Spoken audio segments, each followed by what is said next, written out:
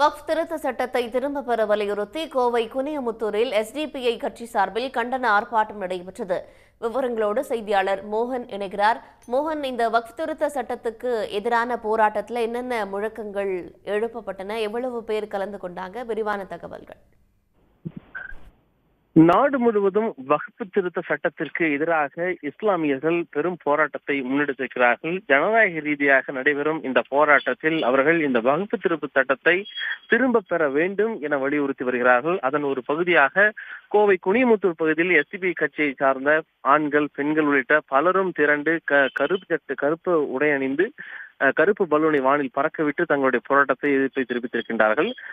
நாடு முழுவதும் இஸ்லாமியர்களுடைய சொத்துக்கள், வகுப்பு சொத்துக்கள், கோடிக்கணக்கான சொத்துக்கள் இருக்கின்றன. இந்த சொத்துக்கள் தங்களுடையது என்றும் இதை உரிமை கொண்டாடும் யாருக்கும் உரிமை கொண்டாட முடியாது என்று அவர்கள் தெரிவித்திருக்கிறார்கள்.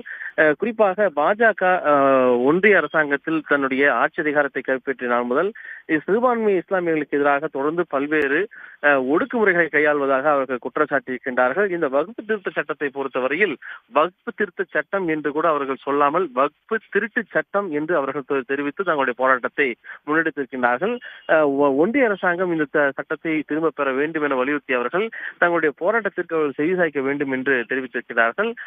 நாடு முழுவதும் நடைபெற்றக்கூடிய போராட்டத்தின் ஒரு பகுதியாக கோவையில் தொடர்ந்து கருப்பு கொடி ஆர்ப்பாட்டம், கருப்பு கொடி ஏந்தி வீடுகளில் கட்டி ஆர்ப்பாட்டம், மனித சங்கிலி ஆர்ப்பாட்டம் என பல போராட்டங்கள் நடைபெற்று வரக்கூடிய சூழலில் தற்பொழுது கருப்பு பலூனை பறக்கவிட்டு தங்களுடைய எதிர்ப்பு தெரிவிக்கும் போராட்டம் நடைபெற்று வருகிறது.